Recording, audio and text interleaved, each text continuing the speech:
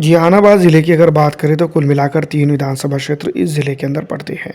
तीनों के ऊपर अगर हम विस्तारित चर्चा कर रहे हैं तो यहाँ पर डेवलपमेंट और अन्य चीज़ों के ऊपर काफ़ी कुछ चीज़ों के ऊपर बातें की जा सकती है। पिछड़ा, दलित, आरक्षित, मुस्लिम समाज की अगर बात करें तो जहानाबाद के अंदर उतना ज़्यादा वोट बैंक है जो आरजेडी के पक्ष में जाता है और इसके बावजूद भी यहाँ पर लोकल अगर देखें तो कई अन्य चीज़ों को लेकर इसके ऊपर बात की जा सकती है। इसी तरह से यहाँ पर जो विधानसभा पड़ती है जिसको हम कह सकते हैं मखदूमपुर विधानसभा क्षेत्र, यहाँ पर आरजेडी के सतीश कुमार जो है तो पिछली विधानसभा चुनाव में जीत दर्ज करने में कामयाब हुए थे। 71,571 वोट हासिल करके आरजेडी के सतीश कुमार ने सबको चौंका दिया था और यहाँ पर 22,565 वोटों के मार्जिन से जीत दर्ज करके अपने आप को मजबूत स्थिति में ले आए थे। पिछड़ा, दलित, आरक्षित और मुस्लिम की अगर बात करें तो इस विधानसभा क्षेत्र के ऊपर काफ़ी कुछ चीज़ों को लेकर चर्चा की जा सकती है।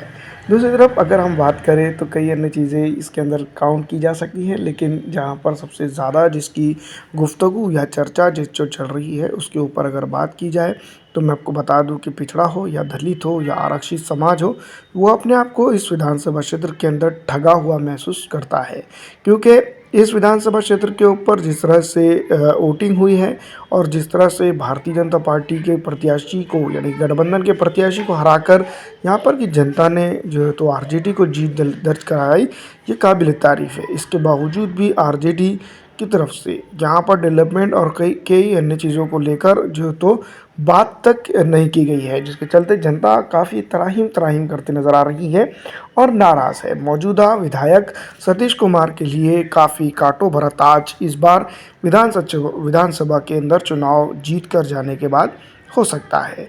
वहीं अगर बात की जाए, अगर बिहार के अंदर आरजेडी की सत्ता आ जाती है तो कुंवारे न्यारे भी हो सकते हैं, लेकिन डेवलपमेंट की बात की जाए तो जनता का डेवलपमेंट नहीं बल्कि यहाँ पर कई अन्य चीज़ों को लेकर सीधी तौर पर जनता कहते हुए नज़र आती है कि यहाँ पर सिर्फ विधायक जी का विकास हुआ है, बल्कि जनता का विकास नहीं हुआ है। आपको क्या लगता है?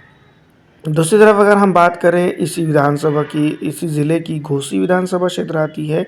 यहाँ पर रामबली सिंह यादव जो communist party of India MLL से इस विधानसभा क्षेत्र के ऊपर जीत दर्ज करने में कामयाब हुए थे, जो 74,712 वोट उन्होंने हासिल किए थे और घोसी के अंदर जो है तो परचम लहराया था। डंडा और झंडे की बात करें तो घोसी के अंदर काफ़ी कुछ चीज़ों के ऊपर जो है तो वो बाजी मार ले गए थे। पिछड़ा हो, दलित हो या फिर आरक्षित समाज हो, इस विधानसभा क्षेत्र के ऊपर कई एक चीज़ों को लेकर जो है तो चर्चा में ज़रूर बना रहता है।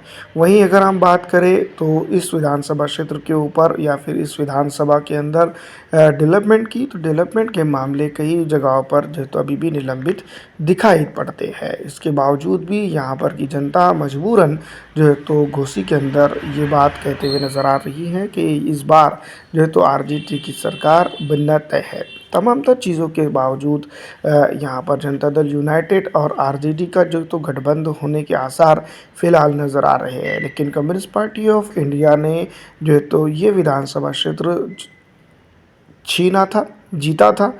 ये इम्पोर्टेंट रहता अगर कभी यहाँ पर विकास कर जाते।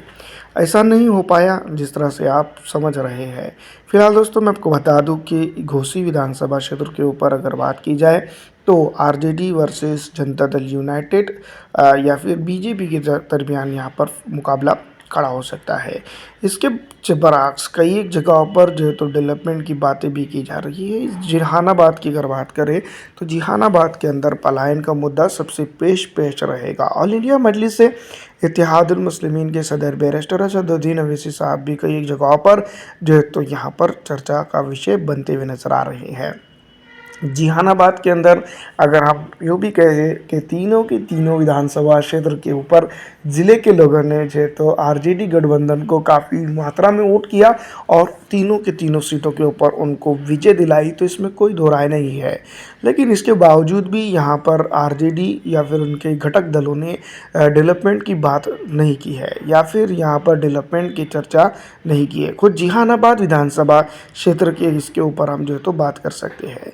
जहानाबाद के अंदर अगर बात की जाए तो आरजेडी के संजय यादव चुनावी मैदान में थे, जिन्होंने 75,030 वोट हासिल करके सबको चौंका दिया था। जनता दल यूनाइटेड के कृष्णानंद प्रसाद वर्मा 41,128 वोट हासिल करके जो तो सेकंड नंबर पर रहे थे। वहीं आरजेडी को काफ़ी अच्छा वोट मिला था, तकरीबन 30 से 35,000 के करीब करीब का वोटिंग ज़्यादा थी और जहानाबाद के अंदर जीत दर्ज करने में वो कामयाब हुए थे। लेकिन जहानाबाद की जनता की अगर हम बात करें तो तुलनात्मक स्थितियों की अगर जांच पड़ताल की जाए तो जहानाबाद के अंदर आरजेडी पूरी तरह से विफल रही है और उनका गठबंधन भी पूरी तरह से विफल रहा है। वहीं विपक्ष की बात करें इस इलाके की या फिर इस ज़िले की या फिर इस विधानसभा ही की, तो यहाँ पर उन्होंने पिछले 5 साल के अंदर अपना विपक्ष का रोल प्ले नहीं किया है।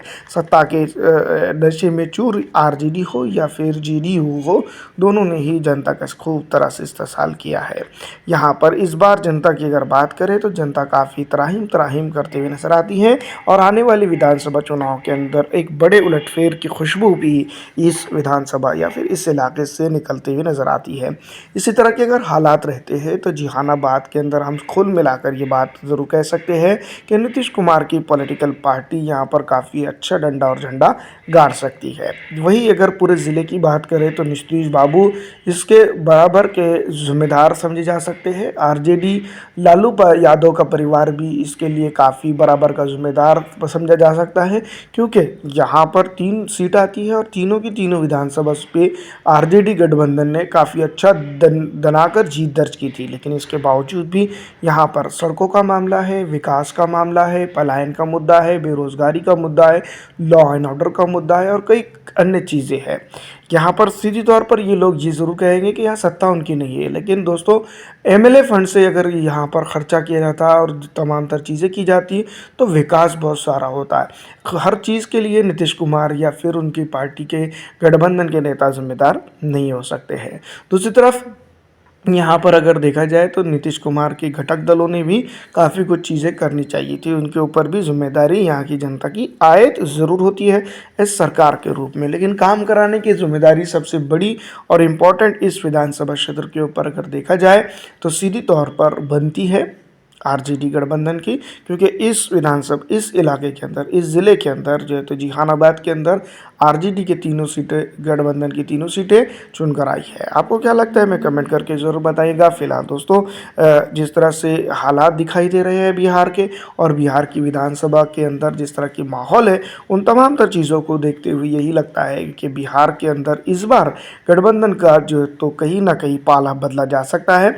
रही बात कांग्रेस की, तो कांग्रेस ने सोच समझ के अगर अपने सीटें इस विधानसभा या फिर इस इलाके के अंदर उतारती है तो काफ़ी कुछ चीज़ें यहाँ पर वो हासिल कर सकती है। वहीं अगर हम बात करें जहानाबाद ज़िले की, तो भारतीय जनता पार्टी को पिछली दफ़ा भी झटका लगा था, इस बार भी बड़ा तगड़ा झटका लग सकता है। आपको क्या लगता है मैं कमेंट करके ज़रूर बताइएगा। फिलहाल दोस्तों इस वीडियो में इतना ही, अच्छी लगने पे लाइक और ज़्यादा से ज़्यादा शेयर कर दीजिएगा।